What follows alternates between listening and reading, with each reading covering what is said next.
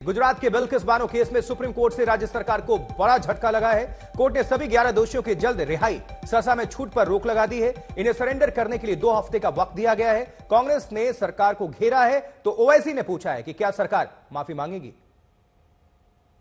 Sir, पहली बात, ये जो जजमेंट आया है इसके बारे में आप क्या मानते हैं? क्या आप इसको एक्सेप्ट करते हैं?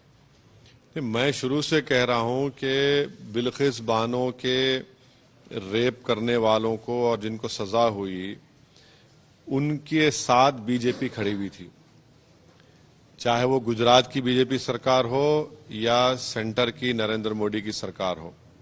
और इसीलिए हम देखते हैं कि बिल्किस बानो को जो इंसाफ की लड़ाई उन्होंने लड़ी है, अपनी जान को खतरे में डालकर महाराष्ट्र में उन्होंने सजा दिलवाई।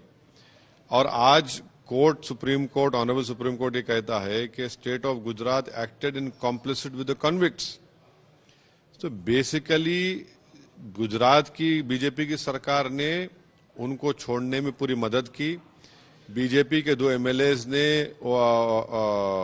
उनके रिलीज को एंडोर्स किया, बल्कि एक बीजेपी के एमएलए ने उनको संस्कारी कहा। और गुजरात के विधानसभा के चुनाव से पहले इनको छोड़ा गया।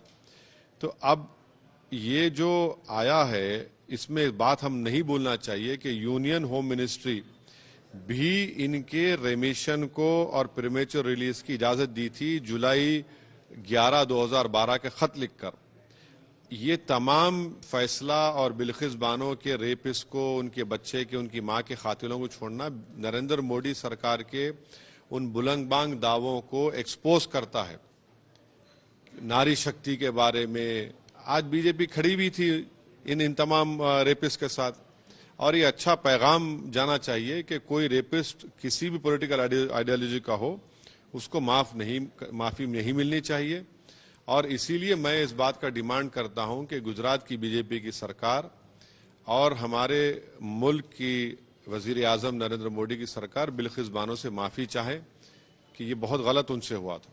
सर, ये जो 2 एमएलएस और बाकी सारे जो सीनियर लीडर्स थे जो इस वर्डिक्ट के खिलाफ, वर्डिक्ट के साथ थे, जो सपोर्ट कर रहे थे इस 11 कन्विक्ट्स को रिलीज करने में, क्या आप ये मानते हैं कि इन लोग भी बीजेपी के तहत से ही इन लोग को अपॉइंट किया गया था? और इसके बारे में भी आप क्या मानते हैं? इसमें 2 राय नहीं है कि बीजेपी में बगैर प्रधानमंत्री नरेंद्र मोदी के हुक्म के बगैर कोई पत्ता नहीं हिलता। तो ये बात बिल्कुल सच है। उनको बोला गया तुम ऐसा बोलो, उनको बोला गया कि आप रेमिशन कमेटी में उनको दो, तो इस पर हुआ। इसीलिए एक जिम्मेदारी बीजेपी की गुजरात सरकार पर आती है, हमारे मुल्क की नरेंद्र मोदी की सरकार पर आती है कि उन्होंने इन रेपिस्ट का साथ दिया, उनको प्रीमेच्योर रिलीज करवाया।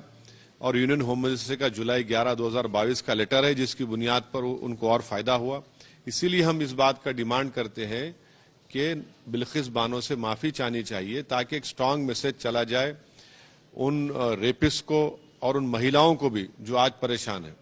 सर, ये आप मानते हैं कि जब ये क्राइम हुआ था उस वक्त नरेंद्र मोदी जी गुजरात के चीफ मिनिस्टर थे, तो उनका चीफ मिनिस्टरियल का जो फेलियर था वो आप ये मानते हैं कि ये जो वर्डिक्ट अभी हुआ है इसका ओवरटर्न हुआ है?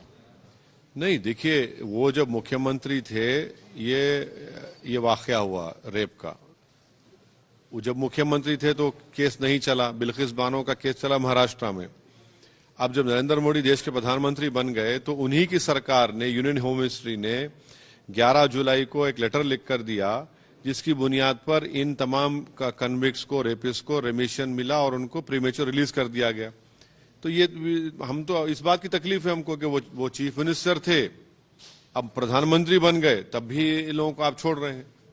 सर, आखिरी सवाल है, नरेंद्र मोदी जी और अमित शाह, ये दोनों को क्या बिल्किस बानो और उनके परिवार से माफी मांगना चाहिए? ये आपका डिमांड है? मेरा डिमांड ये है कि गुजरात की बीजेपी की सरकार और केंद्र की सरकार, जो हमारे वजीर आजम जनाब नरेंद्र मोदी साहब हैं, उनको बिल्किस बानो से माफी मांगनी चाहिए क्योंकि उन्होंने ही छोड़ दिया ना उनको। उन्हीं के फैसलों को आज सुप्रीम कोर्ट ने रद्द कर दिया।